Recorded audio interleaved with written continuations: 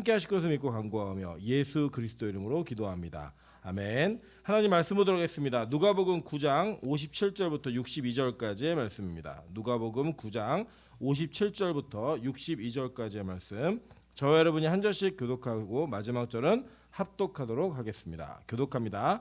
길 가실 때 어떤 사람이 여짜오되 어디로 가시든지 나는 따르리이다.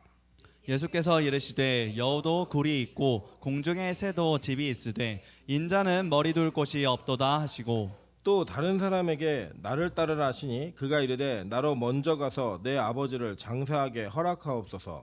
이르시되 죽은 자들로 자기의 죽은 자들을 장사하게 하고 너는 가서 하나님의 나라를 전파하라 하시고 또 다른 사람이 이르되 주여 내가 주를 따르겠나이다마는 나로 먼저 내 가족을 작별하게 허락하소서.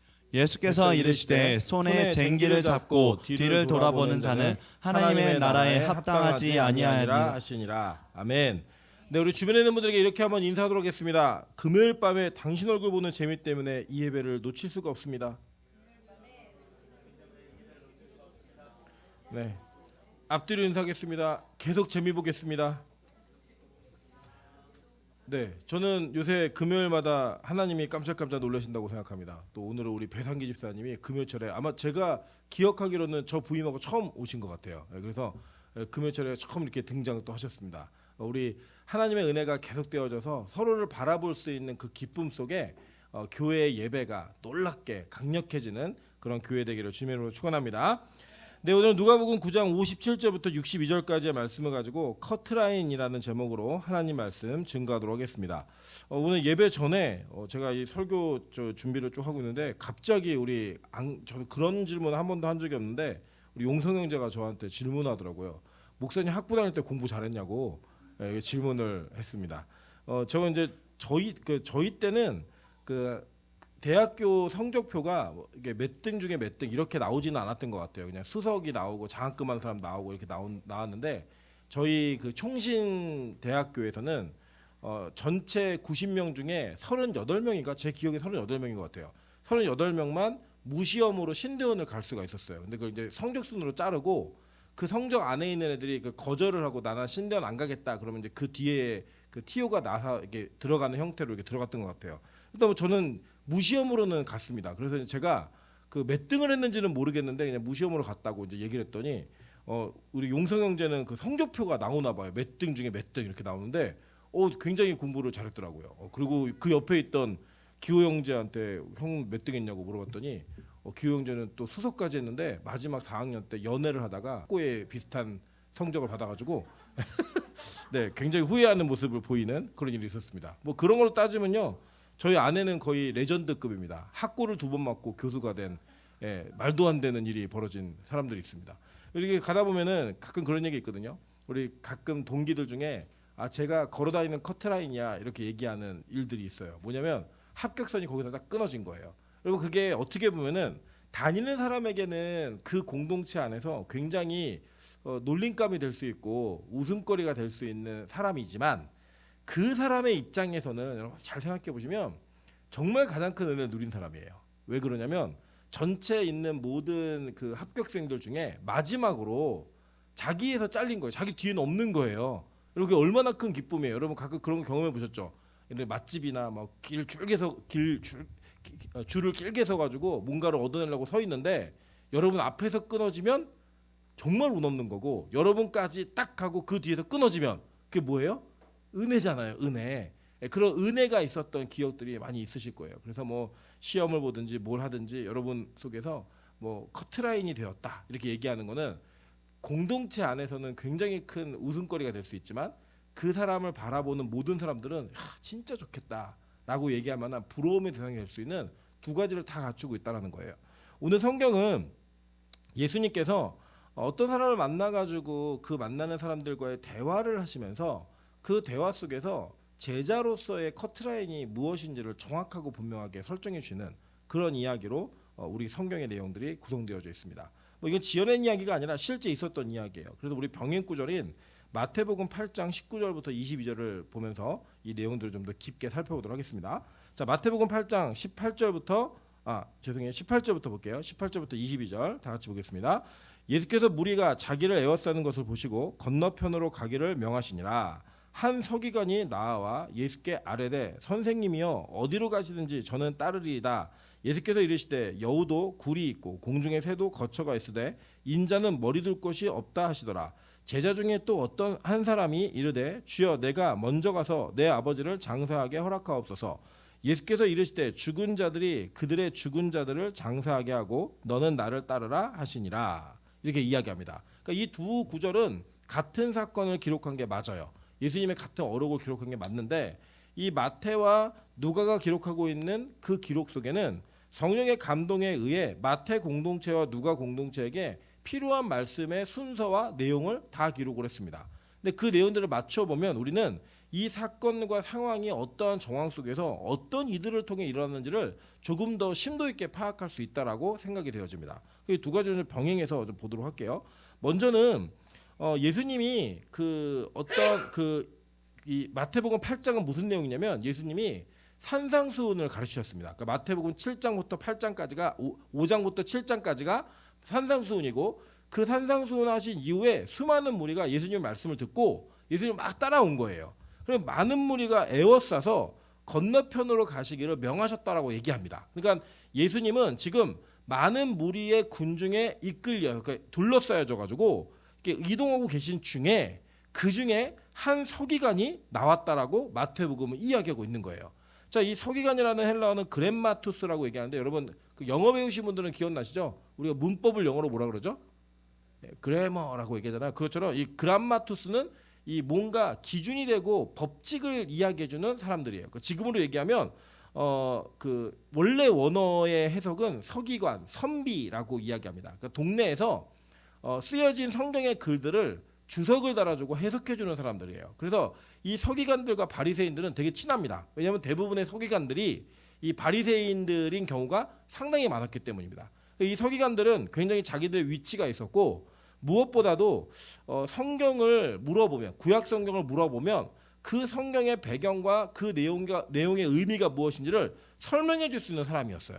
그러니까 이걸 설명해 줄 수 있는 이 사람이 산상수훈을 통해서 예수님의 말씀을 들어보니까 이 말씀이 자기가 알고 있는 말씀의 깊이보다도 훨씬 더 높은 차원의 말씀의 깊이가 있었던 것 같아요.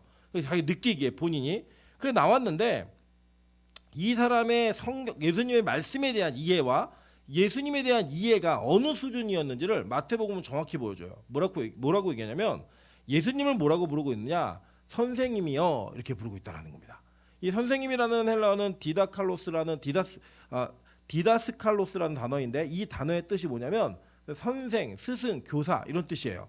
그러니까 이 서기관은 예수님의 말씀을 듣고 난 이후에 예수님을 어떻게 평가했냐면 예수님은 선생님이 될 만큼 충분한 자격과 이 깊이가 있는 사람이구나라고 깨달은 거예요. 그것도 자기 직업이 뭐라고요? 서기관인데 이 서기관으로서 예수님께 배울 만한 충분한 가치가 있다라고 생각을 한 거예요.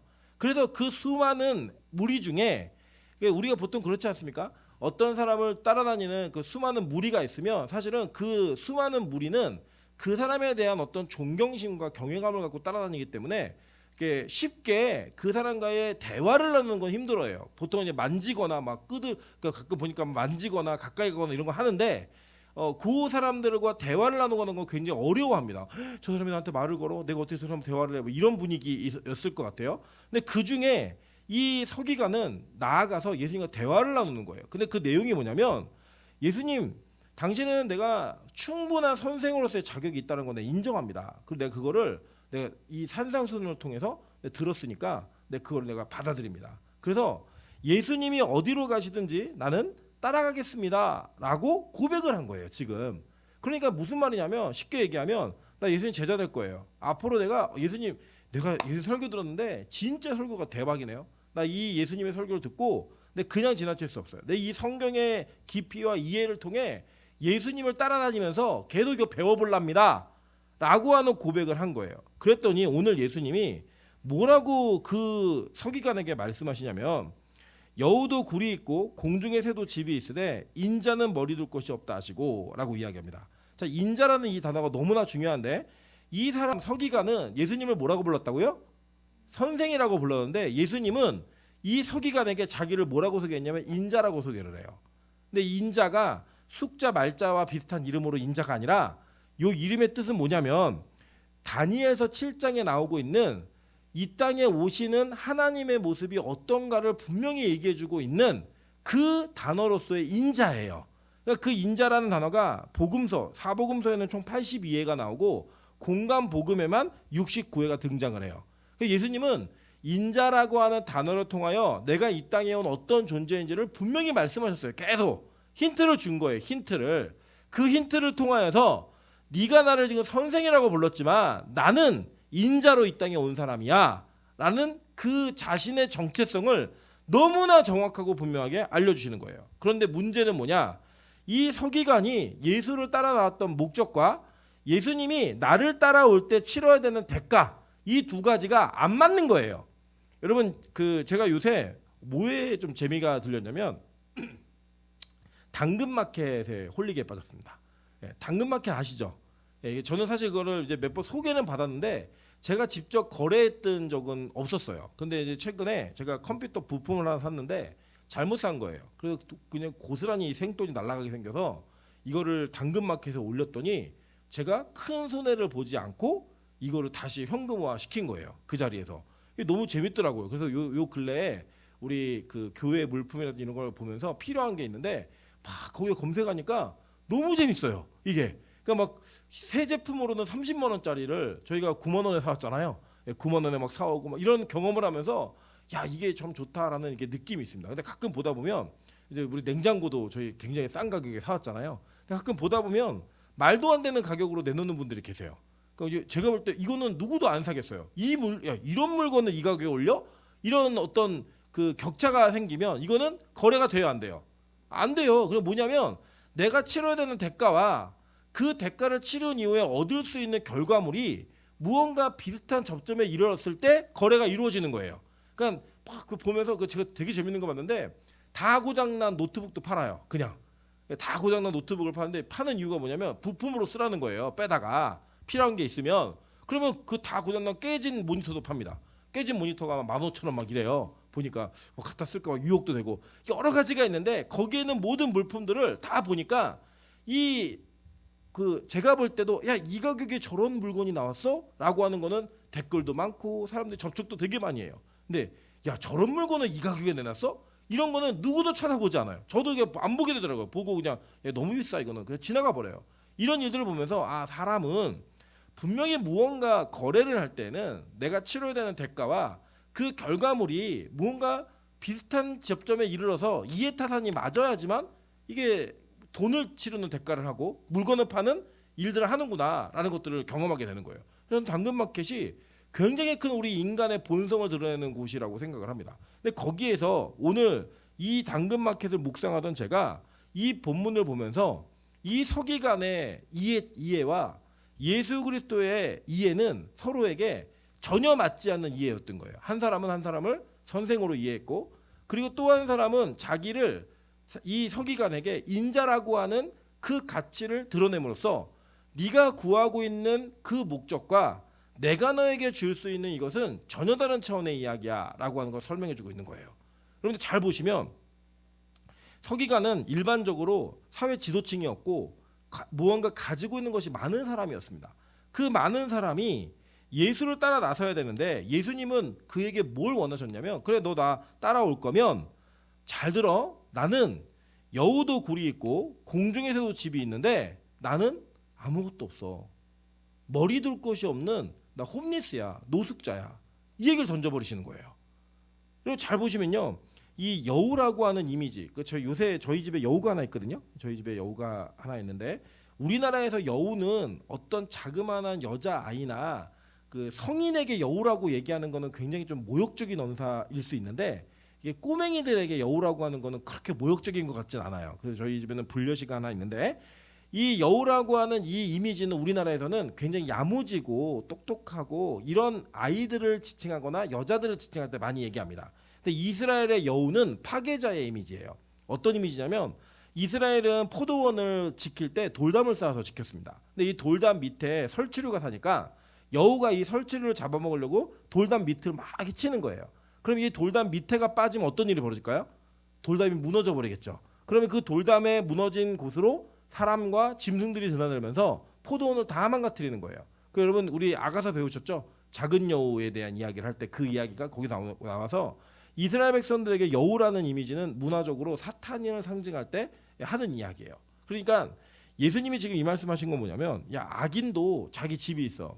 그러니까 진짜 못된 놈들도 자기가 거처하고 누울 때가 있는데 그 집이 있고 공중의 새도 집이 있어. 그런데 나는 집이 없어라고 얘기하는 거예요. 그러니까 이 서기관이 들었을 때는 이거는 굉장히 충격적인 이야기예요. 어떤 충격적인 이야기냐? 나는 예수를 따라다니면 내가 알고 싶은 성경을 더 많이 알고 내가 이전에 가르쳤던 지식적 가르침을 조금 더 심화시켜서 누군가한테 전달할 수 있는 더 멋진 서기관이 될 수 있었다고 생각을 했는데 예수님의 이 돌아온 대답은 뭐였냐면 그래도 나 따라오려면 다 버리고 와야 돼. 나 따라오려면 고생은 이미 결정하고 와야 돼 라고 말한 거예요. 저는 이 사람이 예수님을 따랐는지 안 따랐는지 성경에 써있진 않아요. 더 이상 이 사람에 대한 침묵하기 때문에 말은 하고 있지 않지만 분명한 건 뭐냐면 예수님은 자신의 제자가 되겠다라고 얘기하는 서기관에게 분명한 제자로서의 커트라인을 제시해 준 거예요. 그게 뭐냐면 이 땅에서 네가 원하고 누리던 모든 것들을 나를 따라오면서 누릴 생각은 하지 마. 요거예요. 요약하면.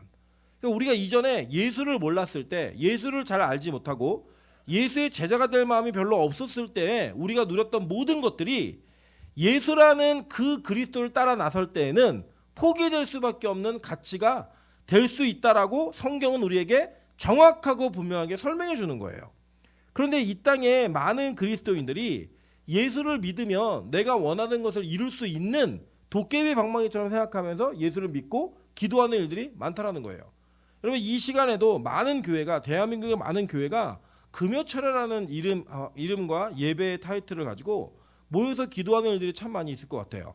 그죠? 그런데 과연 그들이 무엇을 기도하고 있고 또 나는 무엇을 기도하고 있는가라고 하는 것들을 잘 살펴보시면 지금 우리가 길을 가실 때 어떤 사람이 나와서 여짜오되 나 예수님 따라다닐래요 라고 말했던 그 따름 속에 있는 그의 목적이 예수님을 통해 완전히 간파되고 완전히 부서지게 된 거예요.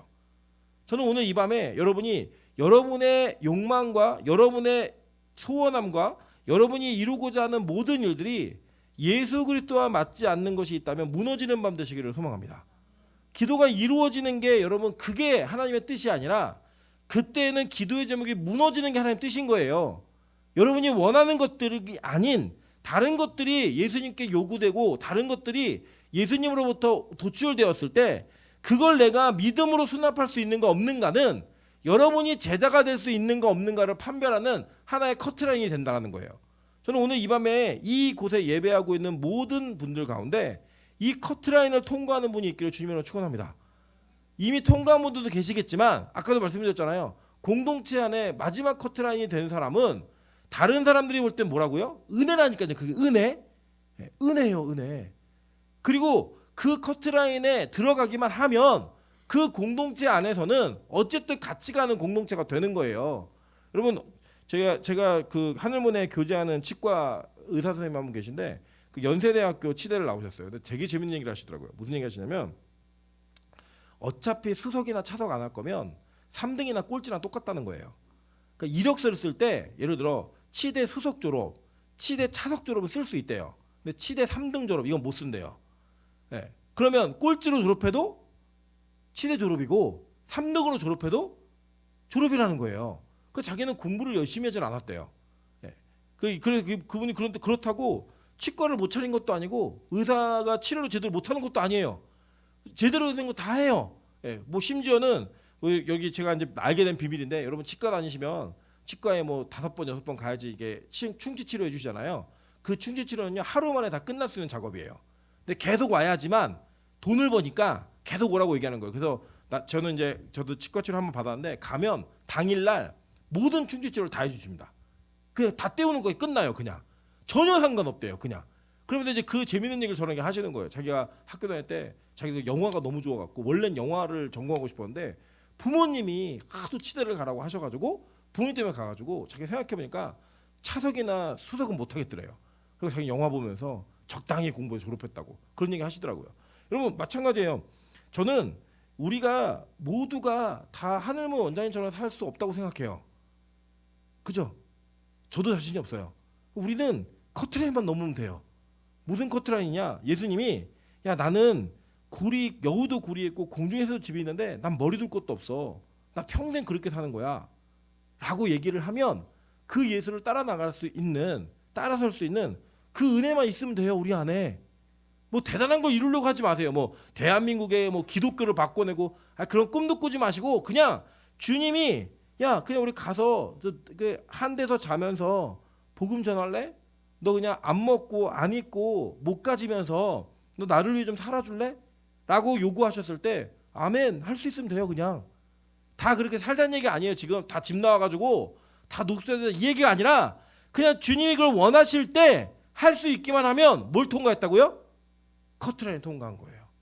이거 통과 못하면 뭐예요? 제자 아닌 거고요. 심히 근심하며 떠난 자이고 이거 통과하면 되는 거예요. 첫 번째 커트라인이 오늘 등장하는 거예요. 자, 두 번째 볼게요. 두 번째. 자, 또 다른 사람에게 나를 따르라 하시니 그가 이르되 나로 먼저 가서 내 아버지를 장사하게 허락하옵소서라고 이야기합니다. 자, 여기를 이렇게 얘기할 때 성경학자들은 두 가지로 해석을 해요. 자, 이 장사라고 하는 이 장면, 그 장면은 장례 치르는 게 맞아요. 장례 치르는 게 맞는데 예수님이 이번에는 따라오는 무리들 중에 하나를 찝으셨어요. 찝어가지고 야, 너 나 따라와. 얘기해서 그냥 팔로우미 이거 딱 하나만 한 거예요. 다른 얘기 안 하시고 나 따라와라고 얘기했더니 이 사람이 뭐라고 얘기하냐면 제가 아버지 장사 먼저 치르고 좀 하겠습니다라고 얘기하는 거예요. 첫 번째 두 가지 해석인데 첫 번째 어떤 해석이냐면 실제로 이 사람이 장례 중이었을 것이다라고 얘기합니다. 유대인들의 그 관습을 기록하고 있는 메길라라는 문헌에는요, 장례 중에는 어떠한 절기나 심지어는 안식일 그리고 예배의 절기에 구애받지 않고 장례가 우선이에요. 메길라에 따르면. 그런데 예수님이 이렇게 말하는 장례를 치르고 있는 이 사람에게 뭐라고 얘기했냐면 60절 한번 보세요. 이르시되 죽은 자들로 자기의 죽은 자들을 장사하게 하고 너는 가서 하나님의 나라를 전파하라 하시고 이렇게 얘기하셨어요. 자, 그런데 이 정황은 제가 볼 때 해석이 맞는 것 같진 않아요. 왜 그러냐면 만약에 진짜 상중이었으면 지금 이 사람이 예수님을 따라올 수 있었을까요? 없었을까요? 따라오는 중에 예수님이 콜링을 한 거잖아요. 지금 허다한 무리가 막 예수님 쫓고 있는 중에. 그러면 진짜 장례 중이었으면 이 사람은 예수님을 따라올 수 있어요? 없어요? 없는 상황이었어요. 그럼 지금 이 사람이 말한 이 내용은 뭐냐면 자기 아버지가 죽고 난 다음에 난 예수님 따라가겠다는 거예요. 우리 아버지가 돌아가시고 난 이후에 난 예수님을 따르겠습니다 라고 얘기한 거예요. 그럼 이건 무슨 내용이냐면 지금은 내가 헌신할 수 없고요. 우리 아버지 좀 잘 섬기고 우리 아버지가 돌아가시고 나면 후에 내가 요거 할게요 라고 얘기한 겁니다. 자, 그러니까 이렇게 말하고 있는 이 사람의 마음에는 예수님이 자신을 콜링하는 그 콜링보다 더 무겁고 더 중요한 것이 있었는데 그게 뭐냐? 아버지를 부양하는 일이었던 거예요. 이 사람에게는. 그러니까 이 사람은 자기가 가지고 있는 기준이 어떤 기준이었냐면 하나님의 부르심보다는 내가 가족에 대한 애착이 더 컸던 거예요. 그러니까 이 사람은 뭐라고 얘기하냐면 나는 가족이 우선이니까요. 이 가족에 대한 이 관계가 다 정리가 되지 않으면 난 예수님 못 따라가요. 지금은 좀 기다리세요 라고 말하는 겁니다. 여러분 실제로 누가복음 14장 25절부터 27절을 보면 성경이 뭐라고 얘기하냐면 수많은 무리가 함께 갈새 예수께서 돌이키사 이르시되 무릇 내게 오는 자가 자기 부모와 처자와 형제와 자매와 더욱이 자기 목숨까지 미워하지 아니하면 능히 내 제자가 되지 못하고 누구든지 자기 십자가를 지고 나를 따르지 않는 자도 능히 내 제자가 되지 못하리라 라고 이야기했습니다. 자, 성경은 두 번째 기준을 또 하나 커트라인 하나 얘기해 주는데 그 커트라인이 뭐냐면 나를 따르려면 네가 죽은 자들이 죽은 자들을 장례하게 하고 너는 가서 하나님 나라 전파하라는 거예요. 그 사명에 부르시면은 네가 가지고 있는 관계성에 있는 그 관계보다도 하나님의 나라가 훨씬 더 중요하다라고 하는 분명한 가르침을 성경은 우리에게 하고 있다는 겁니다. 여러분 이게 마치 기독교가 뭐 부모를 공경하는 걸 안 하게 하나? 그게 아니에요, 여러분. 성경에 분명히 뭐라고 말했냐면 부모를 공경하라고 이야기했다고요. 근데 여러분 기억나시죠? 우리 10계명에 있는 5계명이 부모를 공경하라는데 그 부모가 문자적으로 자신을 낳아준 부모에만 국한되었나요? 아니잖아요. 천국 가면 부모 자식 간의 관계가 있어요, 없어요? 없어요. 존재하지 않아요. 부부간의 관계가 존재해요, 존재하지 않아요?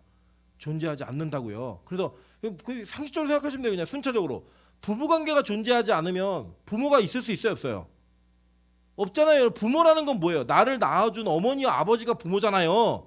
근데 그 부부관계가 존재하지 않는데 천국에 그럼 부모의 관계와 자녀의 관계가 존재할 수 있어요, 없어요?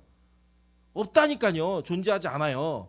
그러니까 이 부모와 자식의 관계는 무언가를 모형하고 담아내고 있는 거예요. 의미를. 그러면 그 의미 속에는 선제되어진 진짜 의미는 뭐예요?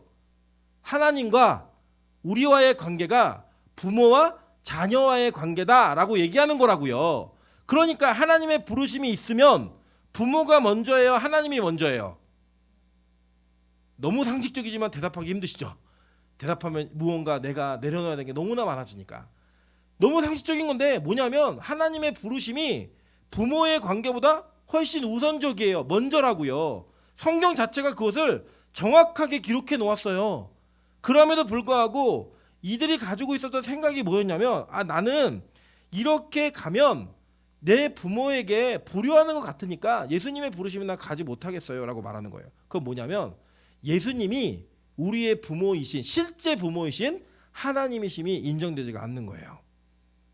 그러니까 여러분 어떤 분이 있냐면 제가 실제로 있었던 청년 중에 하나가 자기 아버지가 암에 걸리셔서 굉장히 큰 오랜 시간 동안에 투병 생활했고 굉장히 그 큰 어려움을 겪었어요. 그래서 이 친구가 항상 부모를 위해 기도하는 마음이 있었고 아버지의 전도를 위해 열심히 노력했는데 이 아버지가 돌아가실 때까지 이 아버지가 예수님을 영접하지 않고 돌아가셨어요. 그때 이 청년이 저에게 긴 장문의 메일을 쓰고 교회를 떠났어요. 무슨 메일을 썼냐면 하나님이 너무 원망스럽다는 거예요. 자기가 그렇게 열심히 기도하고 그렇게 열심히 부르짖었고 우리 아버지 좀 살려달라고 그렇게 많이 하나님께 간구했는데 그 기도를 하나님이 외면했다는 거예요.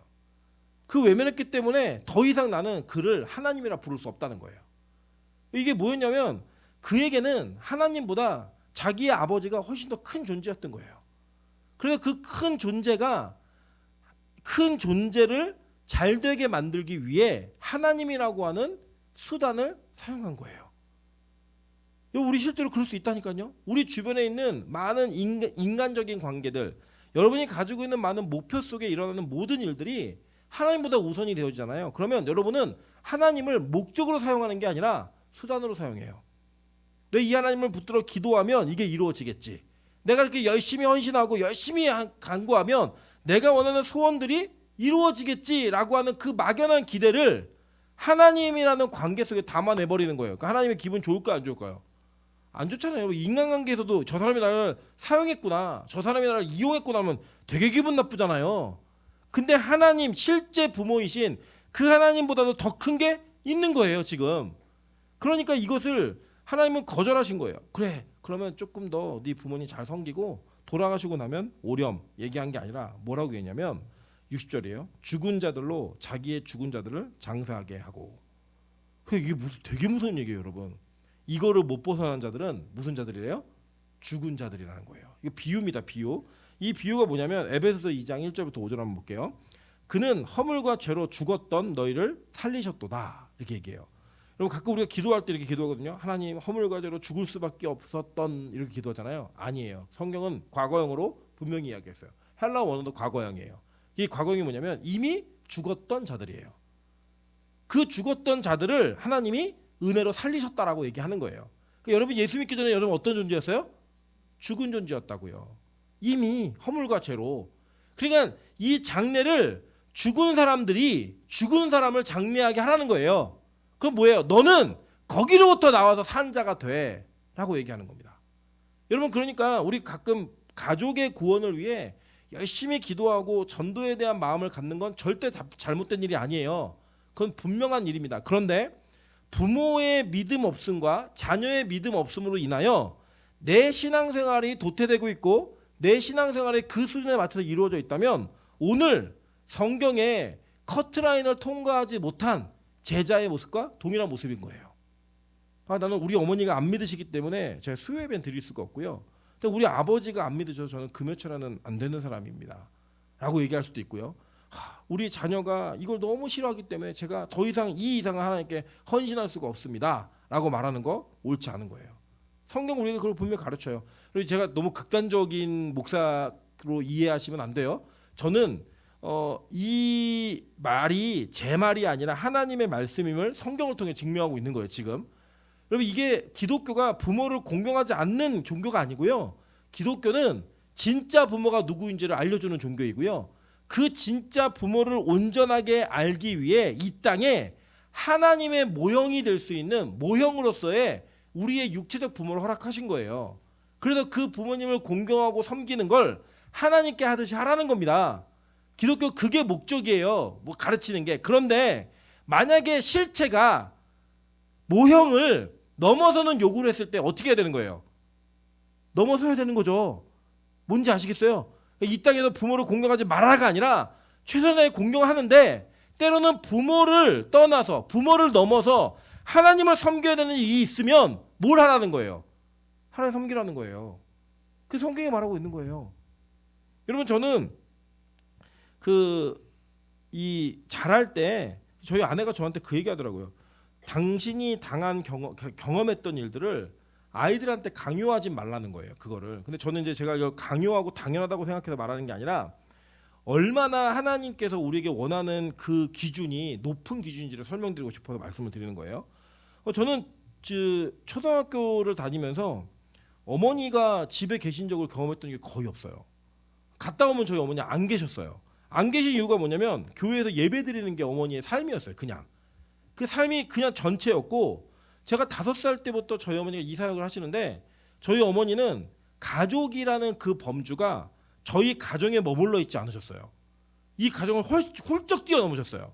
어떻게까지 뛰어넘었냐면, 저는 5살 때, 6살, 5살 때 끼니를 잊기 위해 라면을 끓이고 계란 후라이를 해야 됐습니다.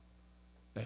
그래서 제가 그 기억이 나요. 아직도 식탁 의자를 막 꺼내다가 가스레인지에다 갖다 놓고, 가스레인지 밸브를 열기 위해서 까치발을 하면서 그걸 열고 거기에 물을 올리고 라면을 끓이고 그 계란 후라이에서 먹었던 그 기억이 저는 아직도 있어요.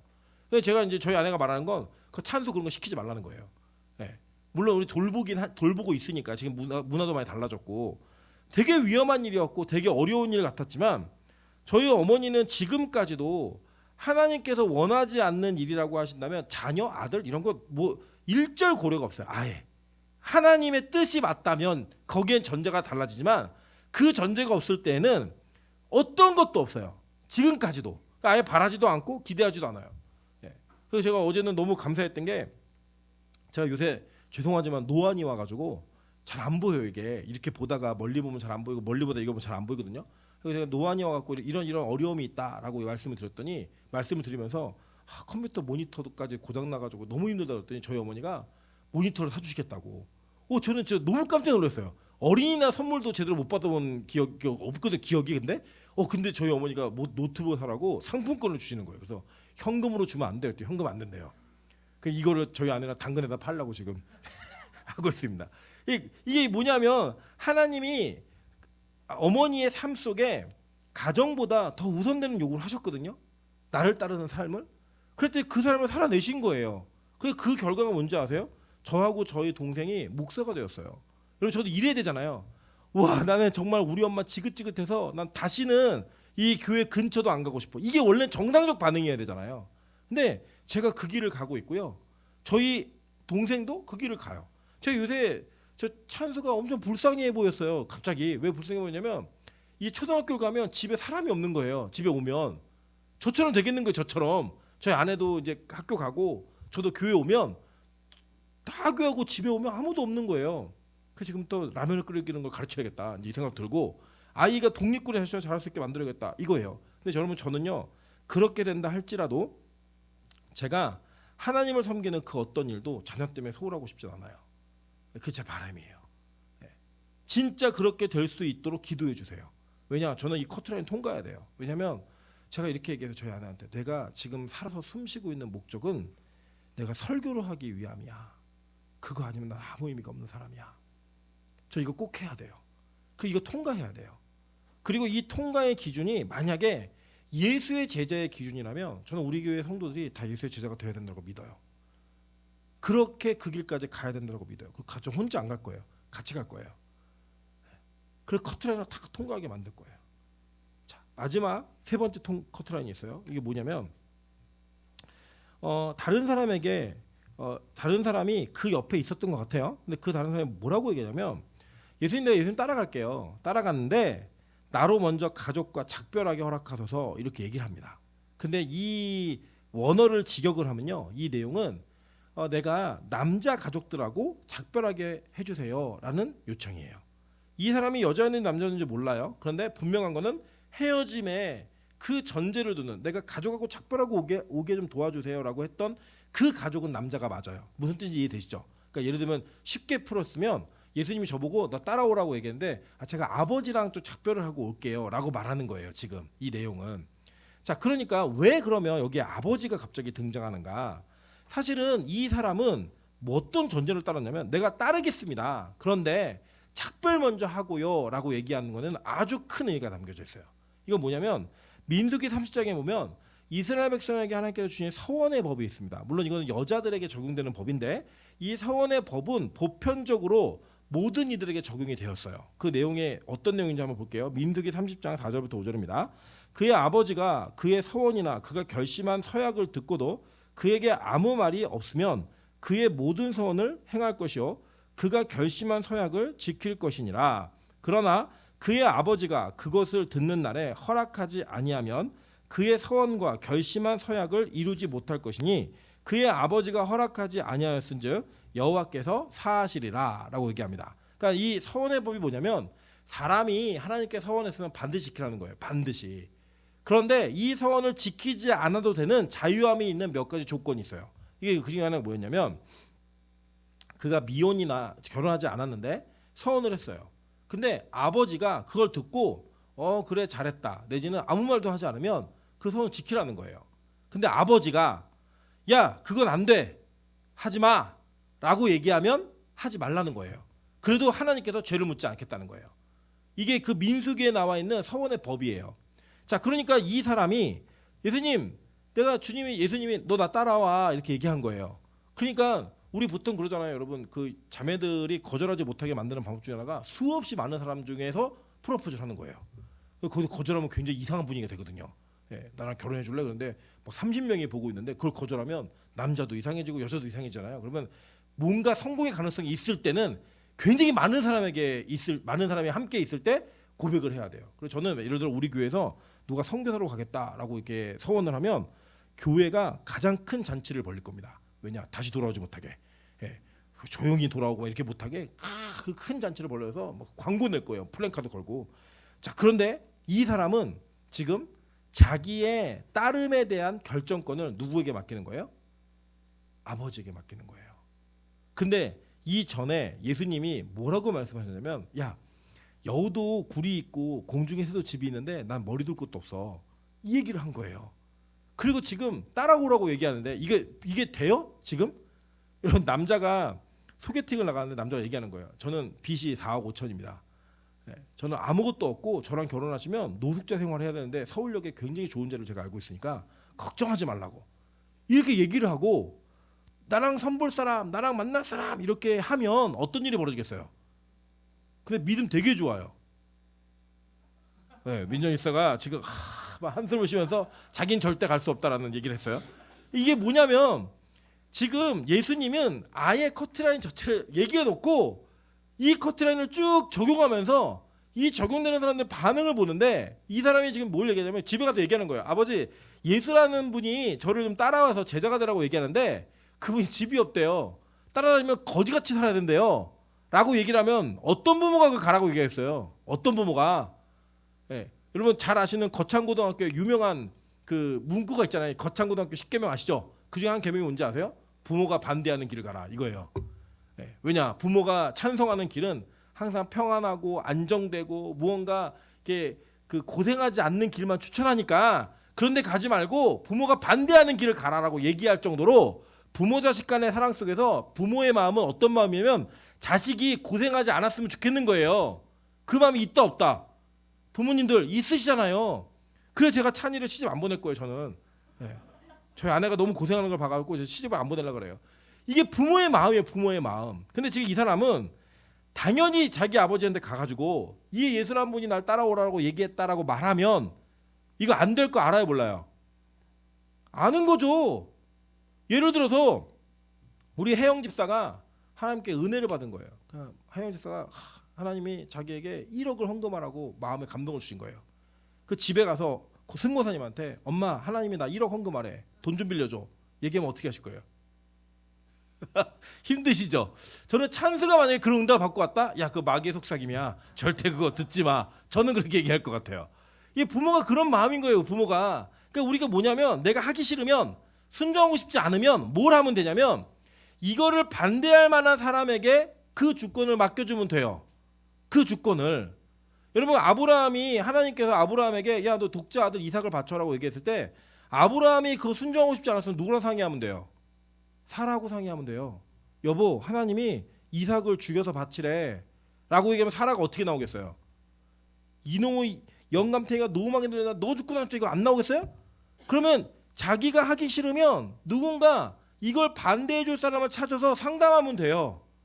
그러면 그 반대가 자기에게 올 거를 알고 그 반대가 합법적이면 얼마나 자유해요. 지금 이 사람은 제자가 될 마음이 있었다 없었다? 없는 거예요. 그러니까 내가 남자 가족과 작별하고 오겠습니다. 이건 누구랑 상의하겠다는 거예요? 아버지하고 상의하겠다는 거예요. 아버지하고. 그러니까 지금 여기 있는 사람들이 많이 걸리고 있는 게 뭐냐면 내가 가족관계 속에서 그 가족관계를 지키고 유지하기 위해 하나님의 부르심과 하나님께서 나에게 요구하신 것들을 다 거절할 만한 그 방패막이를 다 가지고 있는 거예요. 그러니까 뭐예요? 커트라인 다 걸려 떨어지는 거예요. 다. 성경은 이거를 뛰어넘어야지만 하나님 나라에 합당한 자라고 이야기를 합니다. 여러분 잘 보세요. 얼마나 무서운 얘기냐면 62절이에요. 다 같이 읽어볼게요. 자, 시작. 예수께서 이르시되 손에 쟁기를 잡고 뒤를 돌아보는 자는 하나님의 나라에 합당하지 아니하니라 하시니라 라고 얘기하는 걸로 끝내버렸어요. 그 내용이 뭐냐면 이렇게 요것 갖고 요거 못 넘어서면 하나님 나라에 합당하지 않아. 이거 무슨 얘기예요? 무슨 얘기예요? 천국에 못 간다는 이야기예요. 그냥 단도직입적으로 너 이거를 통과 못하면 지옥 가, 이 얘기예요. 저는요 가끔씩 성경을 묵상하다가 섬찟할 때가 있어요. 뭐냐면 성경의 요구는 이렇게 극단적인데 왜 한국교회 메시지는 그렇게 편안하지? 저를 봐도 마찬가지예요. 성경은 이렇게 극단적인데 왜 내 메시지는 이렇게 평범하지? 그러니까 순종할 수 있는 정도의 수준이지? 왜 우리가 감당할 수 있는 정도의 수준이지? 전 솔직히 제가 목사인데 이 얘기를 직접 예수님께 듣는다면 저 못할 것 같아요. 그 자리에서. 예스. 전 뭐 괜찮습니다. 아무데나 자도 괜찮으니까 좀 데려가세요. 아유 그래요. 뭐 부모님하고 영 끊어져도 전 복음 위에 살 겁니다. 그래요. 아버지가 돌아가시든 말든 저는 상관없어요. 전혀 상관없고요. 지금 당장 오늘부터 안 만날게요. 걱정하지 마세요. 저희 못하겠어요. 그게 이제 저희 가정이라고 하는 이 공동체 안에 들어와도 되게 심각할 것 같아요. 여러분 에스겔에게 하나님께서 뭐라고 말씀하셨냐면 오늘 밤 내가 너 사랑하는 사람 데려갈 거야. 울지 마. 그리고 그날 아내를 데려가셨어요. 아내를. 저는 하나님이 저한테 그런 요구를 하신다 그러면 너 오늘 밤 네 아내 데려갈 거니까 너 울지 마. 저는 못할 것 같아요. 저는 하나님 저 말고요. 저 다른 목사에게 좀 요구하시죠. 저는 아직 그 감이 안 됩니다라고 얘기하는 게 이제 맞는 것 같아요. 근데 여러분 제가 그렇게 한다라고 말하는 걸 여러분도 이해를 하시겠죠. 그러니까 이해는 하시겠죠. 제가 왜 이렇게 말하고 있는지. 그럼 우리도 뭐냐? 우리 모두가 다 예수님이 요구하시는 이 극단적 제자의 커트라인의 기준이 우리에게는 너무나 높은 벽인 거예요. 근데 이게 뭐가 문제냐면 야 이러면 그냥 훌륭한 그리스도인은 될 수 없어. 그냥 예수 믿고 천국 갈 수 있는데 리더는 못 돼. 이 정도라면 괜찮겠어요. 그냥. 그래서 여기에 뭐라고 이 조건이 달려냐면 이걸 못 넘는 사람들은 하나님 나라에 합당하지 않다라고 얘기하는 거예요. 저기 너무 무서운 거예요. 이게. 그냥 이게 그냥 우리가 더 훌륭한 유명한 목사가 될 수 있는지 없는지 더 훌륭한 장로가 될 수 있는지 없는지 대단한 권사가 될 수 있는지 없는지 이 정도의 개념이 아니라 하나님 나라의 가고 못 가고의 개념이라면 이거는 우리가 반드시 통과해야 되는 개념인 거잖아요. 반드시. 근데 이 커트라인이 이렇게 높은 거예요. 만만한 커트라인이 아닌 거예요. 성경이 뭐라고 이야기하냐면 자 보세요. 마태복음 10장 34절부터 39절 한번 보겠습니다. 내가 세상에 화평을 주러 온 줄로 생각하지 말라. 화평이 아니요 검을 주러 왔노라. 내가 온 것은 사람이 그 아버지와 딸이 어머니와 며느리가 시어머니와 불화하게 하려 함이니 사람의 원수가 자기 집안 식구리라. 아버지나 어머니를 나보다 더 사랑하는 자는 내게 합당하지 아니하고 아들이나 딸을 나보다 더 사랑하는 자도 내게 합당하지 아니하며 또 자기 십자가를 지고 나를 따르지 않는 자도 내게 합당하지 아니하니라. 자기 목숨을 얻는 자는 잃을 것이요 나를 위하여 자기 목숨을 잃는 자는 얻으리라. 이 예수님이 성경에서 말씀하신 그 내용 그대로 여러분께 읽어드린 거예요. 그냥 너무 극단적이지 않으십니까? 너무 커트라인이 높다고 생각되지 않으세요? 근데 이게 천국 가는 기준이래요. 저희는 가끔 그렇게 생각하잖아요. 예수 믿으면 천국 가지라고 얘기하는데 그 믿음의 수준이 과연 지금 한국교회가 증거하고 빛과 소금의 임철 목사가 증거하는 수준의 믿음이 진짜 믿음일까? 여기에 여러분 이 본문과 한번 맞춰보세요. 저는 제가 잘못 가르친 것 같아요. 저도 잘못 산 것 같고요. 제 인생에 그 어떠한 것도 하나님보다 더 사랑하는 게 있으면 안 된다고 얘기를 하는 거예요. 제가 이거는 우리 교회 유익을 위해 그냥 얘기를 하는 거니까 여러분이 그냥 여러분만 알고 계시면 좋을 것 같아요. 최근에 그 저희 교회 그 헌금 그 목록에 그 임야덕 권사 임야덕이라는 이름을 여러분 보는 거 혹시 기억나세요? 특별 목적원금으로 그 권사님 가정의 며느리를 위해서 저희가 기도했던 것도 혹시 기억나시나요? 예, 그 가정에 있었던 일인데요. 어느 날 이 권사님이 지금 그 상태에서 기도를 하시는데 그 아들이 그 건담 프라모델을 너무나 사랑해서 이 건담으로 채운 방이 하나 있을 정도래요. 집에. 너무 그걸 좋아한대요. 근데 그 어머니가 기도를 하는데 이게 하나님보다 더 사랑하는 우상 같은 느낌이 너무나 들어서 아들한테 이거를 권면을 해야겠는데 너무 좋아하는 걸 아니까 어렸을 때부터 말을 못 하고 있다가 이거를 저희 어머니하고 상의를 하신 거예요. 어떻게 했으면 좋겠는지. 그래서 어머니가 말씀 구절과 이 내용을 가지고 이걸 통해서 얘기를 해라. 남편한테 먼저 상의를 했더니 남편 집사님이 지금 기도원에 계신 분인데 아이 그런 게 무슨 우상이냐고. 다 그런 취미생활도 하고 그런 거지 왜 그러냐고. 그런데 같이 그 말씀과 해주신 내용들을 쭉 듣고 나서 권면을 해야겠다는 생각이 드셨대요. 그래서 이제 아들하고 같이 밥을 먹으면서 네가 이런 사건과 상황 속에서 하나님보다 더 사랑하는 거 그거 하나 좀 내려놓으면 안 되겠니라고 권면했더니 아들이 너무 좀 오래 걸릴 것 같다고 이렇게 얘기를 하더래요. 어머니가 마음이 급하니까 그럼 오늘이라도 하면 안 되겠니? 그랬더니 굉장히 큰 거부감을 탁 표시하더래요. 그러면 그 대화를 풀어가면서 엄마가 돈을 좀 줄 테니까 회계 예물을 좀 드리고 그걸 좀 내려놨으면 좋겠다. 그랬더니 엄마가 주는 돈으로 헌금하는 게 무슨 헌금이야. 내가 할게. 그리고 이 아들이 그 헌금을 하고 그 프라모델을 다 치운 거예요. 근데 그날 무슨 일이 벌어졌냐면 코마 상태에 있던 부인이 눈을 떴어요.